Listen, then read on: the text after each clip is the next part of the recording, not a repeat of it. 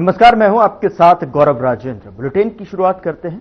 समस्त छत्तीसगढ़ वासियों को मकर संक्रांति की शुभकामनाएं। दरअसल आपको बता दें कि बलरामपुर जिले में तातापानी महोत्सव श्रद्धा और उत्साह के साथ मनाया जा रहा है। वहीं रायपुर को मेट्रो सिटी के रूप में मुख्यमंत्री विष्णुदेव साय ने राजधानी में करीब 3 घंटे तक उच्च स्तरीय बैठक की। बैठक में सड़क, पेयजल, बिजली, स्वास्थ्य, स्वच्छता और यातायात पर फोकस के लिए जल्द रोड मैप तैयार होगा। हाँ, सबसे पहले तो समस्त छत्तीसगढ़ वासियों को मकर संक्रांति की सूर्य भगवान की उपासना का एक पर्व है। भगवान सूर्य का आशीर्वाद हम सभी लोगों के ऊपर हमेशा बना रहे, छत्तीसगढ़ में खुशहाली हो। और हर वर्ष बलरामपुर जिले के तातापानी में तातापानी महोत्सव होता है, जिसका शुभारंभ समारोह में शामिल होने हम तातापानी जा रहे हैं। और कल ये संक्रांति के अवसर में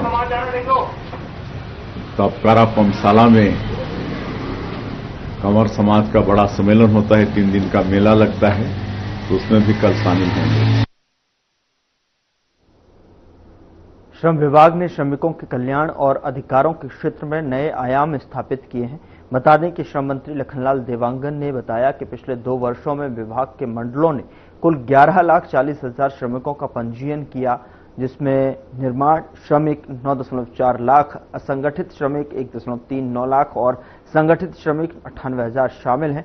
उन्होंने कहा कि 71 जन कल्याणकारी योजनाओं के तहत में बीते 2 वर्षों में 29.55 लाख श्रमिकों को 804.77 करोड़ रुपए की सहायता राशि सीधे उनके बैंक खातों में वितरित की गई है। मंत्री ने भरोसा दिलाया कि सरकार लगातार श्रमिकों के हितों की रक्षा और जीवन स्तर सुधार के लिए प्रतिबद्ध है।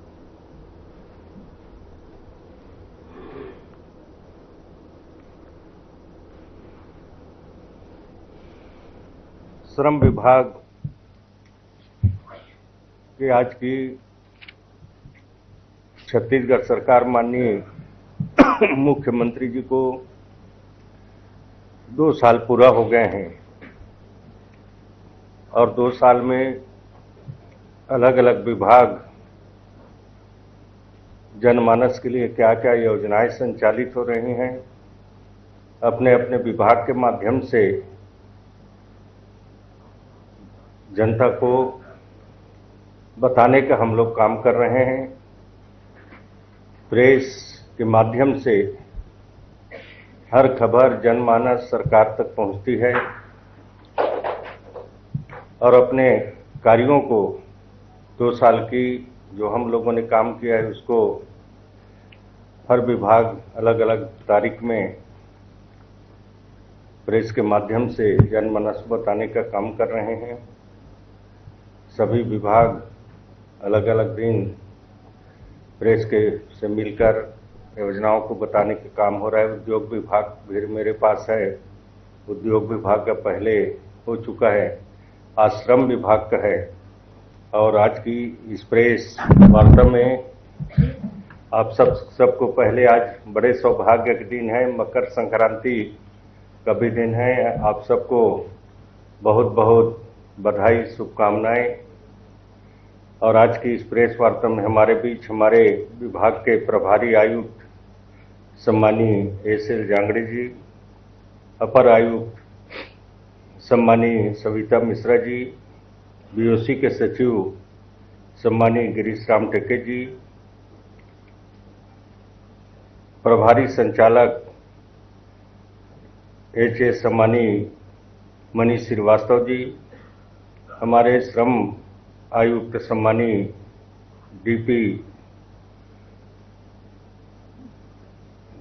तिवारी जी, सम्मानीय एस.एस. पैकरा जी, बीमा चिकित्सा अधिकारी सम्मानीय डॉक्टर जयंती जी, हमारे कल्याण आयुक्त सम्मानीय अखिलेश पांडे जी और हमारे पत्रकार साथी सम्मानीय आकाश शुक्ला जी, सम्मानीय राजेश राज जी, सम्मानीय गौरव शर्मा जी, सम्मानीय अमित मिश्रा जी, सम्मानीय आर.के. गांधी जी, सम्मानीय स्वाति कौशिक जी, सम्मानीय जयदास मानिकपुरी जी, हरिमोहन तिवारी जी, जरीन सिद्दीकी जी, के साथ हमारे सभी वरिष्ठ श्रेष्ठ पत्रकार भाई बहनों और सभी हमारे विभाग के सभी सम्मानीय अधिकारी कर्मचारीगण,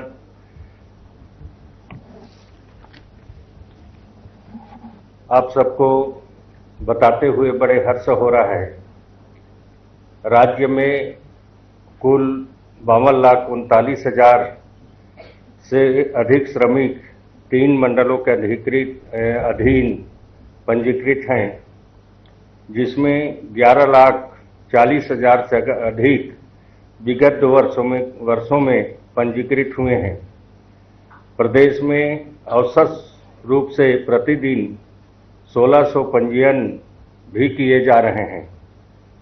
छत्तीसगढ़ भवन सनिर्माण कल्याण मंडल 32,69,000 से अधिक श्रमिक पंजीकृत हैं।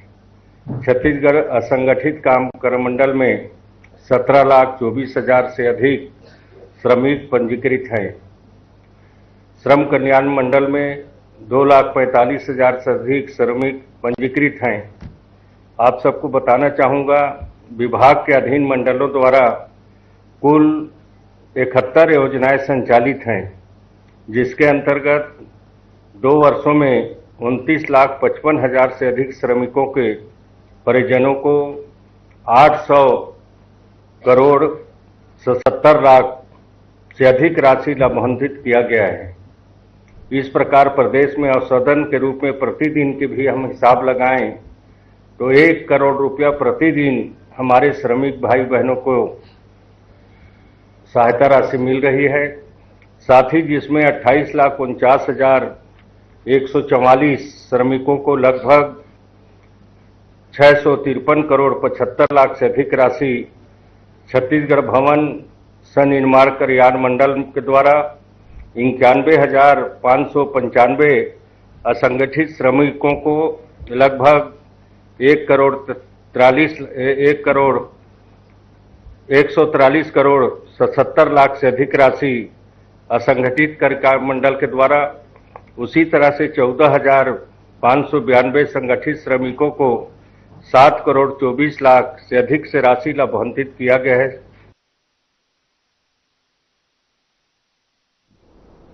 उधर बस्तर संभाग में धर्मांतरण का मुद्दा एक बार फिर से चर्चा में है।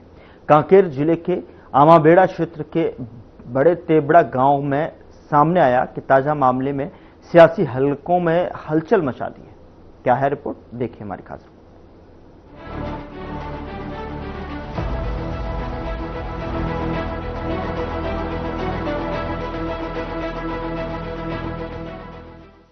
बस्तर संभाग में धर्मांतरण का मुद्दा लंबे समय से संवेदनशील बना हुआ है।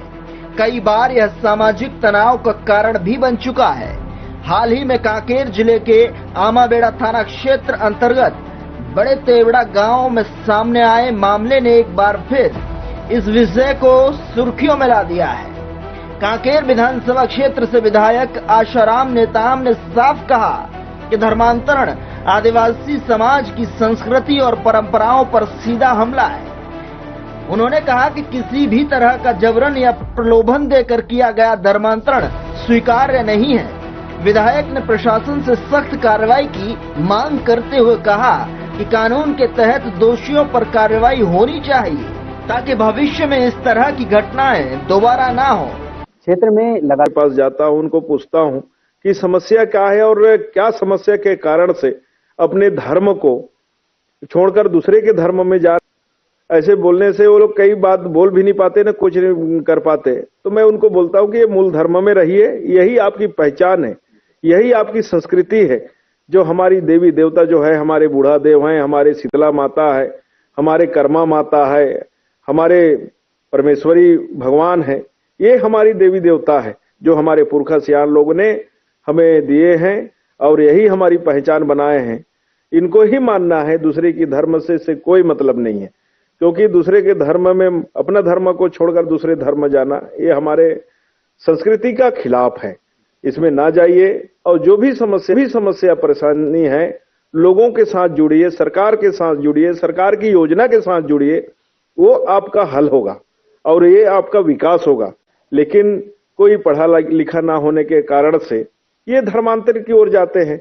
इसलिए हमारे देश के प्रधानमंत्री ने अंतिम व्यक्ति के विकास, अंतिम गांव के तक नाली, सीसी रोड, पानी, ये सारी व्यवस्था कर रहे हैं कि हमारे लोग धर्मांतरित ना हो, अपना मूल धर्म में हो। ये बहुत गंभीर विषय है। इसमें हमेशा हमारे देश के प्रधानमंत्री, हमारे छत्तीसगढ़ के वरिष्ठ नेता, मुख्यमंत्री, डिप्टी सीएम, ये तमाम लोग आए दिन इस चिंता करते हैं। और चिंता करने के साथ साथ आज हमारे बस्तर में नक्सलाइट जो समाप्त हुआ है और उसी में विकास की बयार बढ़ रहा है, और हमारे जो धर्म को छोड़कर दूसरे धर्म में गए हैं, धर्मांतरित हुए हैं, वो लोग भी पुनः अपने मूल धर्म में आ रहे हैं। ये पूरा हमारे देश के प्रधानमंत्री की सोची अनुसार आज विकास के साथ लोग जुड़ रहे हैं, लोग के साथ आज समाज जुड़ रहा है, समाज के साथ परिवार जुड़ रहा है, और परिवार अपने मूल धर्म में फिर वापसी हो रहे हैं। और जो वापसी हो रहे हैं उनको मैं बहुत बहुत बधाई एवं शुभकामनाएं देता हूं कि आपकी जात, आपकी पहचान, आपकी संस्कृति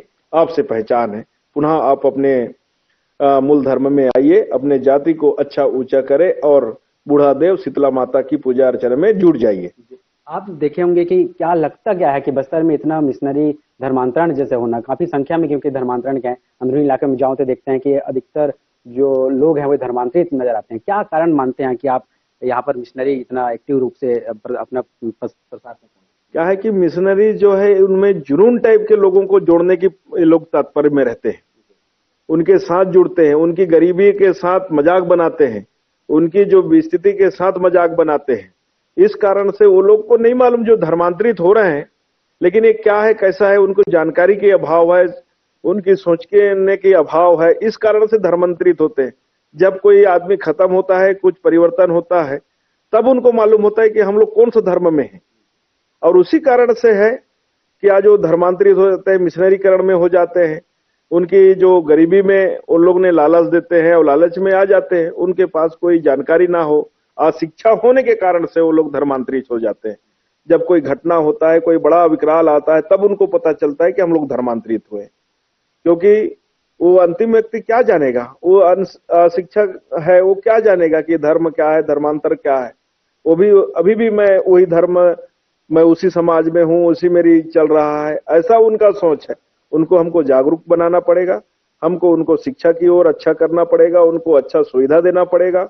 और हमारे जो क्षेत्र है उनमें जो छोटे छोटे बच्चे हैं उनके लिए हॉस्टल की व्यवस्था करना पड़ेगा, हॉस्टल में उनको पढ़ाने की व्यवस्था करना पड़ेगा। जो लोगों के है शिक्षा, स्वास्थ्य, भोजन, अन्न, इनकी सब की व्यवस्था करेंगे तो कोई धर्मांतरित नहीं होंगे, मूल धर्म में वो लोग वापस आने के लिए तत्पर है।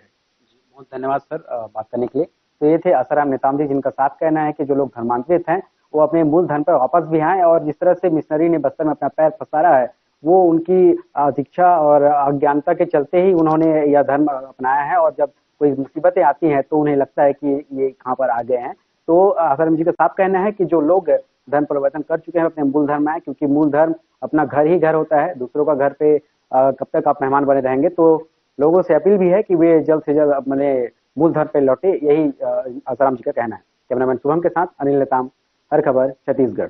कुल मिलाकर बस्तर में धर्मांतरण का मुद्दा एक बार फिर गंभीर होता नजर आ रहा है। विधायक आसाराम नेताम ने स्पष्ट कह दिया कि आदिवासी समाज की अस्मिता से कोई समझौता नहीं होगा और प्रशासन को सख्ती से कार्रवाई करनी चाहिए।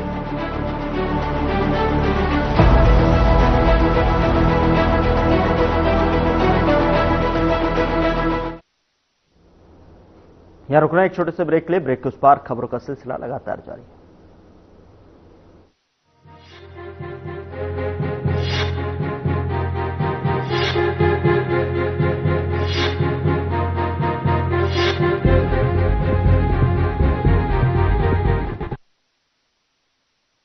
लोग सेहत बनाने के लिए क्या क्या नहीं करते, जिम जाते हैं, कसरत करते हैं, काजू बादाम प्रोटीन के डिब्बे तक घोल घोल कर पीते हैं, फिर भी उनकी सेहत नहीं बनती, क्योंकि उनका पाचन तंत्र खराब है। और जब तक के पाचन तंत्र दुरुस्त नहीं होगा, वो जितना मर्जी अच्छे से अच्छा खा ले, उनकी सेहत नहीं बन सकती। इसलिए हमारी संस्था सन्यासी आयुर्वेदा ने एक ऐसी दवा का निर्माण किया है जो कि आपके लिवर को, आपके पाचन तंत्र को दुरुस्त करने का काम करती है, ताकि आप जो भी खाएं उसका पूरे का पूरा निचोड़ आपके शरीर को लगे, आपकी भूख बढ़े, खाया पिया सही से लगे, नया खून बने, हड्डियों में जान आए, वजन बढ़े और आप मोटे तगड़े खूबसूरत पर्सनैलिटी के मालिक बन जाए।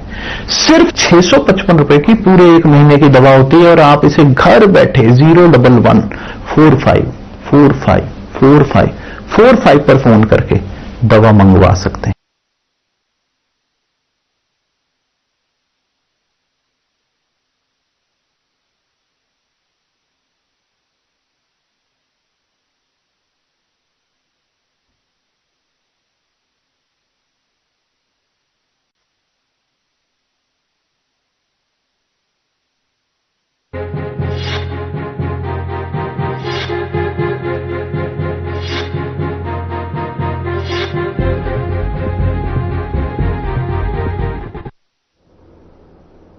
ब्रेक के बाद स्वागत है आपका। खबरों में आगे बढ़ते हैं। दुर्ग के वार्ड नंबर 28 के पचारीपारा क्षेत्र में पिछले 1 हफ्ते से गंदा और बदबूदार पानी सप्लाई हो रहा है, जिससे स्थानीय निवासियों में स्वास्थ्य समस्याएं बढ़ गई हैं।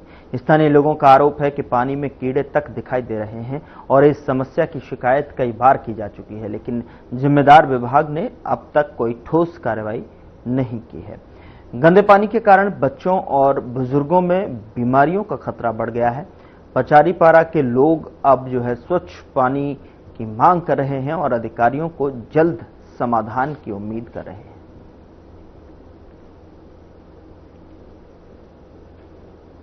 जी बिल्कुल गंदा आ रहा है सर, पानी पीला पीला पीला आ रहा है और 2-4 हफ्तों से हो रहा है ये सब चीज, है ना।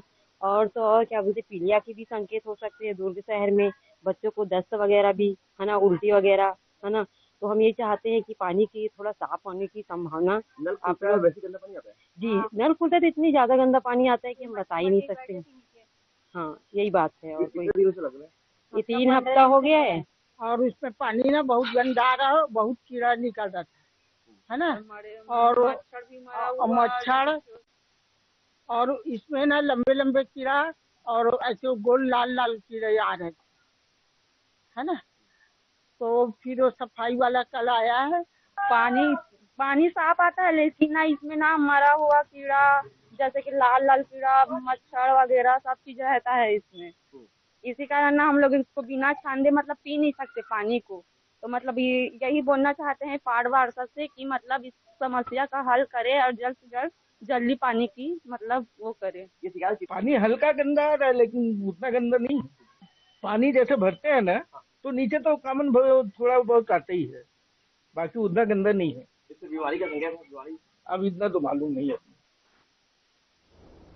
उधर बीजापुर जिले के सुदूर इलाकों में आज भी बुनियादी सुविधाओं का अभाव ग्रामीणों की सबसे बड़ी समस्या बना हुआ है।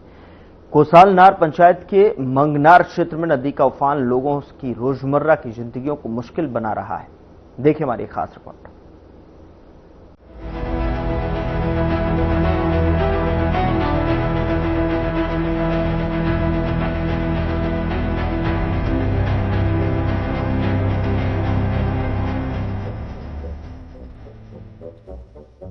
बीजापुर जिले से करीब 130 किलोमीटर दूर स्थित कोसालनार पंचायत में मंगनार क्षेत्र में नदी ग्रामीणों के लिए सबसे बड़ी चुनौती बन गई है।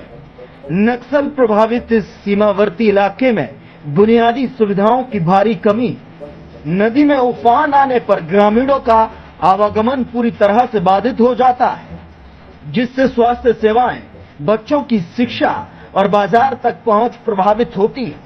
ग्रामीण मजबूरी में नदी पार करने के लिए देशी जुगाड़ का सहारा ले रहे हैं, जो कभी भी बड़े हादसे को न्योता दे सकता है। बारिश के मौसम में हालात और भी खराब हो जाते हैं। नक्सल प्रभाव के कारण विकास कार्य धीमी गति से चल रहे हैं, जिससे ग्रामीणों की समस्याएं वर्षों से जस की तस बनी हुई हैं। बीजापुर जिला का एक जो दंतेवाड़ा और अपना नारायणपुर बॉर्डर के मध्य रहने वाला एक बीजापुर जिला का गांव कोसालनार का जो ये रास्ता है मंगनार के लिए जाते हैं। कोसालनार जो पंचायत 1 पंचायत 2 का ये जो रास्ता है यहाँ पे जानकारी के मुताबिक लगभग 5 पंचायत इस रास्ते को तय करके पहुँचते हैं। बारिश के दिनों में किस हालात में चलते होंगे आप देख पा रहे हैं। ये जो देसी जुगाड़ है, जो बिजली खंभाओं को नीचे बांस का डोरी टाइप से बनाने के बाद फिर उसमें पत्थर भरकर फिर अपना बिजली का जो खंभा है उन्हें सेट कर दिया गया और उसी के माध्यम से गाड़ियां चल भी रही हैं। यहाँ के जो ग्रामीण हैं हमारे साथ जुड़े हैं, ग्रामीणों का क्या कहना है, ग्रामीण बारिश के दिनों में ग्रामीणों को किस तरह का परेशानियों का सामना करना पड़ता होगा, उन्हीं से जानने का प्रयास करेंगे। क्या नाम है? मुन्नालाल लेका हूँ मैं जी। कोसानार वन पंचायत का हूँ मैं, मतलब दोनों पंचायत के तरफ से मैं मतलब बेरोजगार हूँ मैं। जी मुन्नालाल लेकम जी, ये जो आप लोग जो देसी जुगाड़ बनाए हैं उस जुगाड़ से तो अभी तो चल रहे हैं, बारिश हटा है तो पानी भी नदी में कम हुआ है, तो जब बारिश के दिनों में क्या करते हो, कैसे अपने व्यवसाय तो सरकार से मंगा के तक चुके हैं। बस हमारा जुगाड़ है, जाड़ का नाव बना चुके हैं, 1-2 टन नाव से बस ले जाकर चलते हैं और मौत भी होता है नदी में। यहाँ पे जैसे भी करके ले जाकर चलते हैं। बाजार तो बहुत दूर पड़ता है, 7-8 किलोमीटर पड़ता है नदी पार करने के बाद, तो जाते हैं। हम लोगों को बस सुविधा सरकार से नहीं दे रहा था, हम अपना अनुसार से देसी जुगाड़ बना के चलते हैं हम लोग इस समय, मतलब बाइक कोई जो भी जुगाड़ के लिए बना के रखते हैं हम लोग।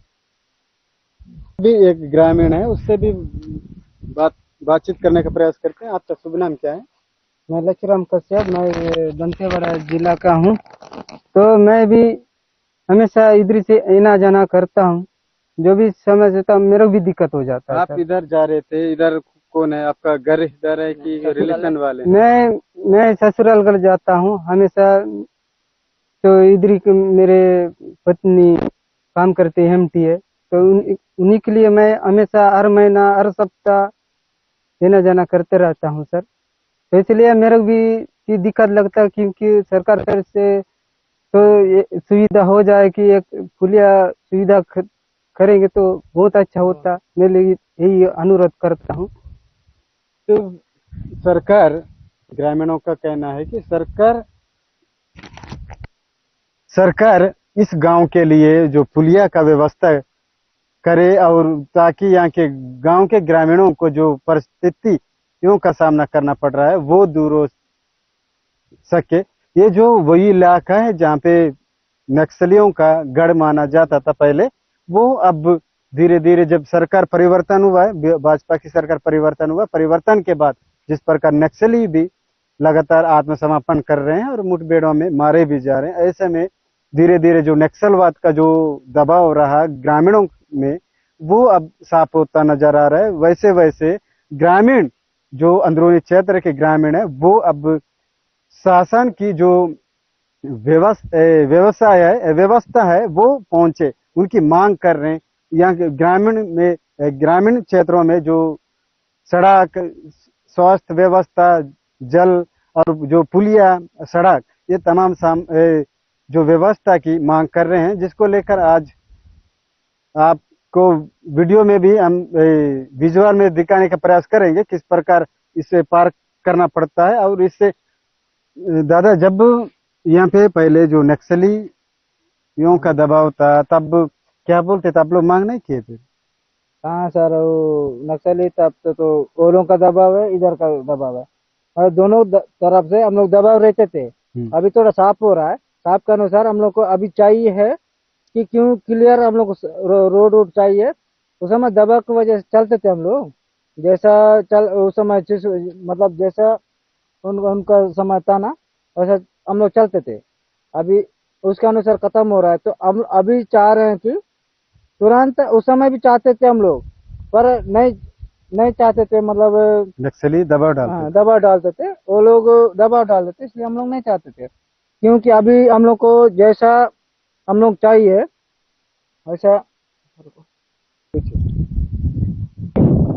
प्रशासन से यही मैं कहना चाहता हूँ कि हम लोग को गांव के अनुसार 5 चाहे जिला मतलब पंचायत के अनुसार हम लोग को जो भी जरूरत चाहिए, मतलब पुलिया बस 1-2 पुलिया चाहिए। मतलब हमारा नदी है, नदी से 3-4 जगह पार करते हैं, बस एक जगह पुलिया चाहिए होने से ठीक है। हम लोग को बस एक पुलिया चाहिए। जैसे ऐसा जरूरत है, मतलब हम लोग ले दे करके मतलब ग्रामीण हिसाब से बनाते हैं, ऐसे ही बनाते हैं। उसके अनुसार हम लोग को बनाना ना पड़े, एक पुलिया चाहिए हम लोग को नदी के अनुसार।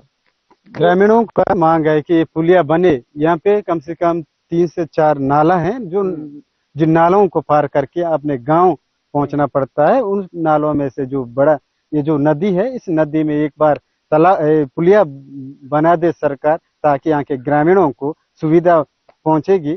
इतने सालों तक जो नक्सलियों का जो दबाव में जिस अंधकार में जी रहे थे, वो अब ग्रामीण जाग रहे हैं, शिक्षित हो रहे हैं और शासन पर जुड़कर शासन की जो व्यवस्था है उन्हें ग्रामीण अंचलों तक लाने का प्रयास विचार कर रहे हैं। ग्रामीणों की मांग है कि मंगनार क्षेत्र में मजबूत सड़क और पुलिया का निर्माण किया जाए, साथ ही स्वच्छ पेयजल, स्वास्थ्य सेवाएं और स्कूलों की नियमित पहुंच सुनिश्चित की जाए, ताकि नक्सल प्रभावित इस इलाके को विकास की मुख्य धारा से जोड़ा जा सके। Bureau report.